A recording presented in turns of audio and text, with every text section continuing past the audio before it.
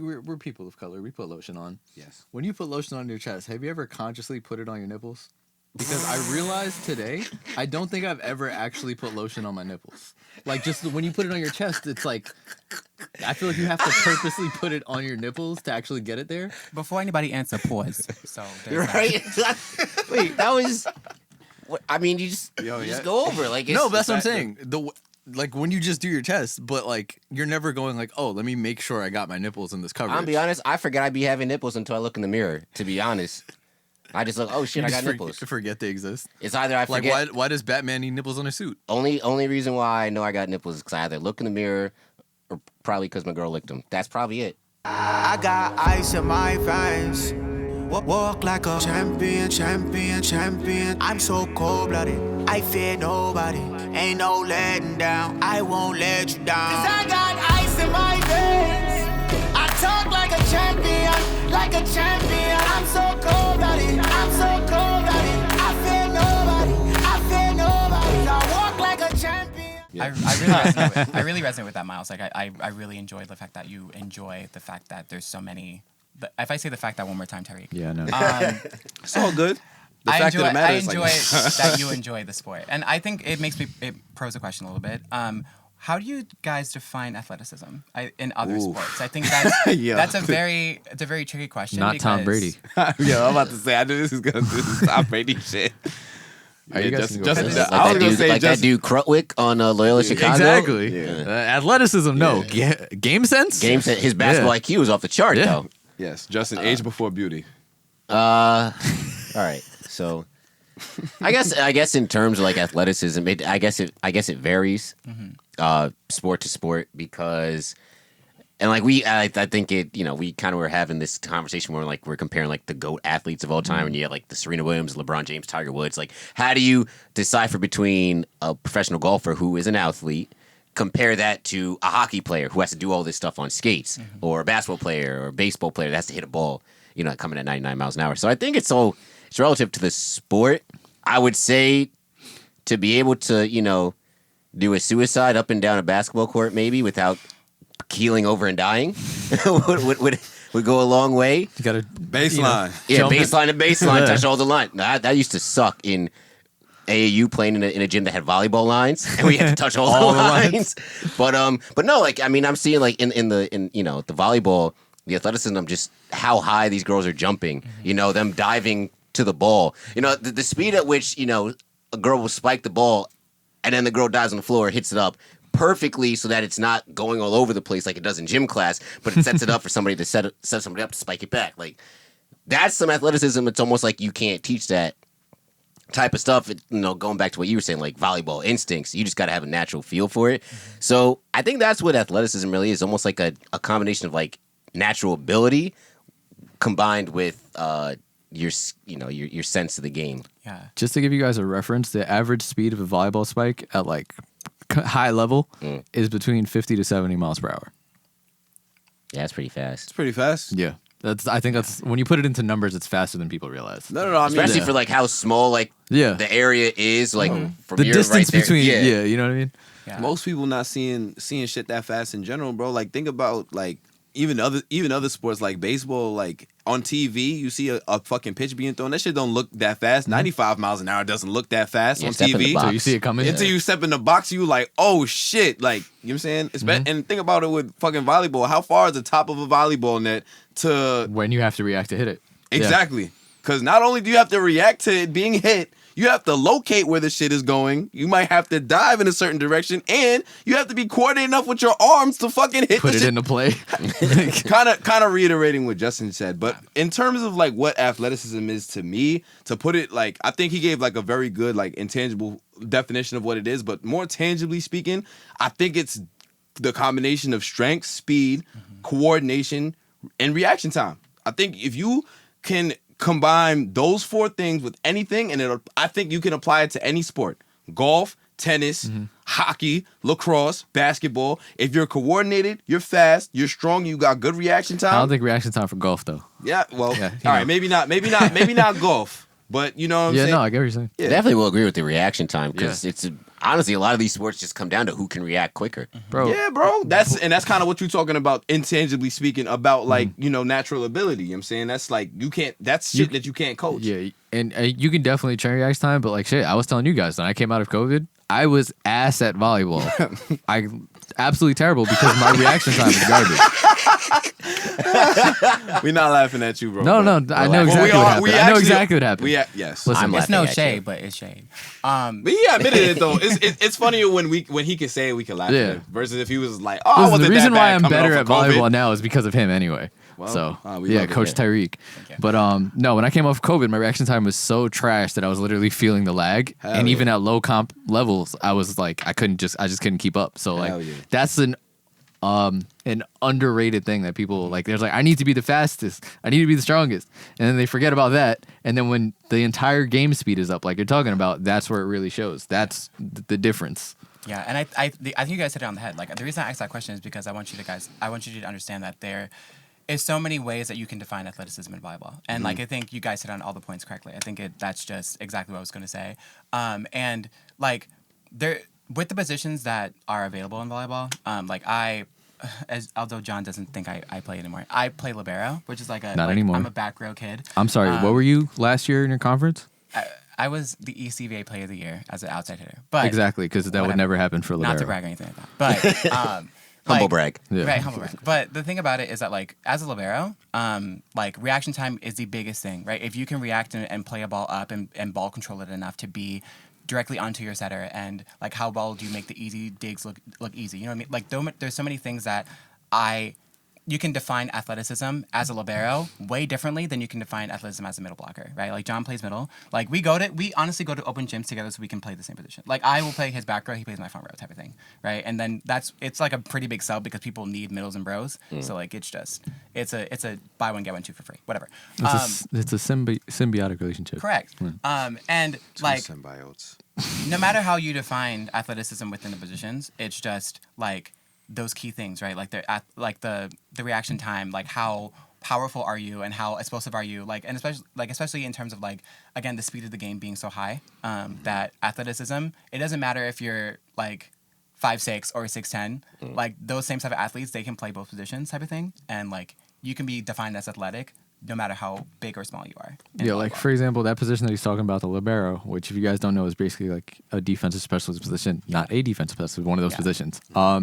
Usually all the ones I've met, they end up getting put at libero because they're the shortest people on their team. But yet all the best, and I would say all the most well-rounded volleyball players I've met play libero.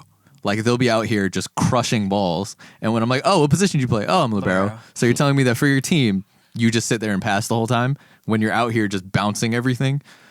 You know, it's bouncing everything. That's a fact. That should be crazy. And I think also like in terms of men's volleyball, again, men's volleyball and women's volleyball is a completely different animal in and of itself. Like for men's volleyball, there are some athletes that are 7'2", 7'4", playing outside, right? Like they're huge, absolutely fucking monstrous.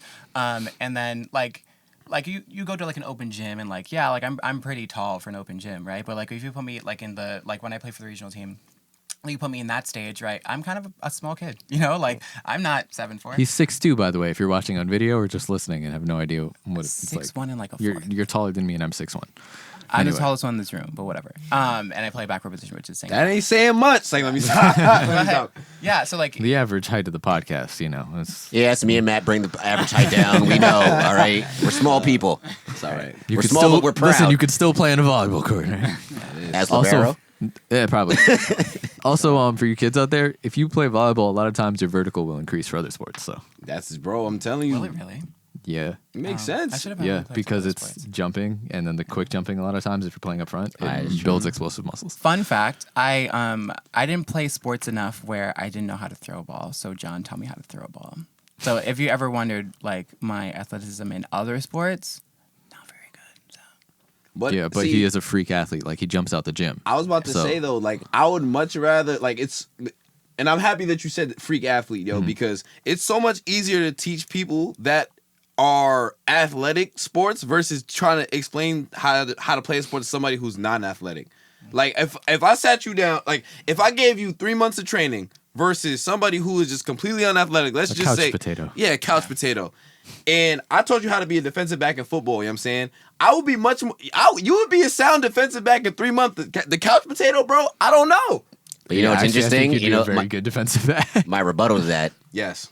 is Nikola Jokic. Because I would say that Nikola Jokic, even though he doesn't have the athleticism, his smarts in the game IQ. far outweigh probably any other player at his position. But And that's that what- brings up a good thing because they talk about it with Luca, and Gilbert Arenas talks about it, where he was like teaching kids fundamentals before the athleticism kicks in. Because if they get to the athleticism first, they don't care about the other shit because they'll just out athlete. They'll just jump higher than everyone, hit harder than everyone, like shit like that. that's- So they that feel like they don't need the technique as much. You see that I was talking to my dad about this the other day. You see it a lot in college basketball where you have a lot of guys that are just that were They able were to the guys coast in high off it, school. that just coasted off of, all right, I was 6'5", 6'6", and I can dunk. And that's what got me to college. But then you go up against somebody that, let's say, got a scholarship that came from the Ukraine or something like that, who's been fundamentals have been ingrained since like 5 years old. And I play defense and I rebound. exactly.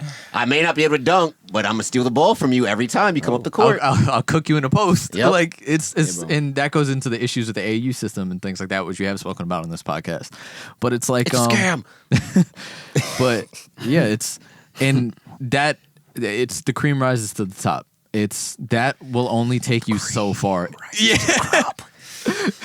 Come on, And he just kept pulling them out. Yeah. Macho Man Randy Savage. Yes. Okay. Yeah. I was just making sure. It was on the feed last week too. Cream. The cream.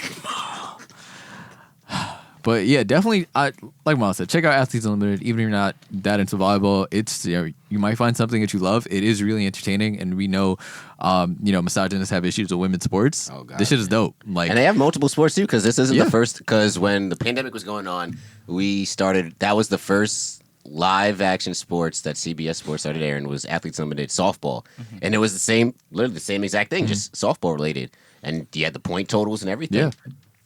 I like the setup, and then with the charity thing, it's like every player basically pledges a charity, and you get a bonus based on your performance at the end of each season. And I think there's like some voting amongst players and stuff that goes into it as well. And like half of your bonus goes to that charity that you pledged to at the end. Nice. So it also gives you more incentive to play better and want to do things and stuff like that. I would say the last thing about Athletes Unlimited, I want you to kind of talk about Betty De La Cruz, who's a big fixture, and she's been a captain for a couple weeks. Yeah. Just her story, and then also just how it ties into everything, and like you were talking about before, the opportunity that this is providing. Yeah. For those who don't know, Bethania De La Cruz, she plays for the Dominican national team, and she is just an absolute fucking truck of a human being. Like, she is just fantastic, like on and off the court. Like, she's a philanthropist. Like, she is someone who really advocates for Black girls in sports. And growing up in the Dominican Republic, like, she didn't have, as many resources as other people to go and play professionally until a certain age. And like, let's be clear, like when she still is on the Dominican national team, but when she was a big contributor to the reason why they are in the Olympics. Like, you look at like an average player, like they're probably scoring maybe 3-4 points per set. She was averaging about like 8. Damn. Like, she is that type of caliber athlete where she was just like, give me the fucking ball, I can put it away. She's you know? LeBron on the Cavs. Right. Just remind the people how many points there are on the set. Like, there's 25 points, and she was scoring maybe 8 or 10 of those points. So she was the Bradley Beal That's of 33% Yeah. of Yeah. the points. Yeah. Yeah, And like, it didn't matter. Like she's pretty tall. I think she's like 6'3", 6'4", but like she will hit over anybody. Like, it doesn't matter. Like, she is like the type of caliber athlete where if you put her up against anybody, doesn't care, doesn't give a fuck, I'm gonna hit over that girl. And like, again, like going back to like the playing professional aspect, right? When you look at like the girls that play in Italy and in Turkey and in China sometimes, and like South Korea, Those like, Slavic countries as well. Yeah. Iceland. like, there's not a lot of representation for African American girls, and like Bethania was one of the reasons why like you see Black girls on that team. Like, she was the kid for that team, right? She was like the reason why like African Americans were in that league.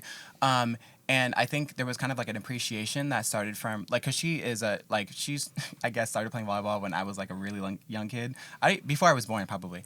And when she went into these leagues, they saw the value of what diversity meant to a team, right? And so after her, like I guess she like paved the way, like Nicki Minaj would say.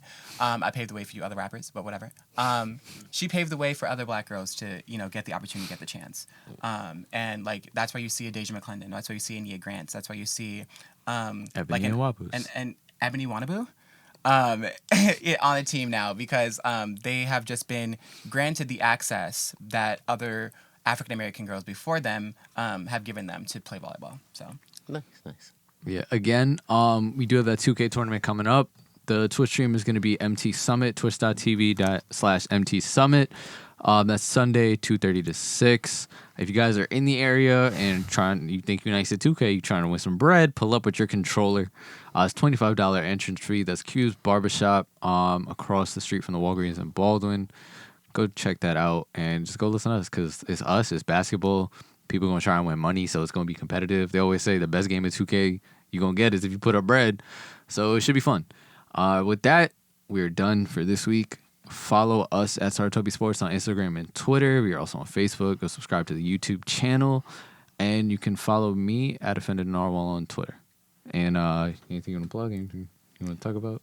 I want to say thank you guys for having me on the show. I think this was actually really Thank you for coming. It was very fantastic. informative. It was today. Hell yeah. This was super insightful. I really liked it. Like it was really engaging and like I learned a lot about like the way other people that don't like necessarily play volleyball like understand the sport well enough to like engage in conversation, which I really enjoyed. So you can follow me on Instagram at TYREEK_MC. So there's that. I would link my Twitter, but it's not safe for work. So there's that. So just follow me on my Instagram and what have you. And thank you. So.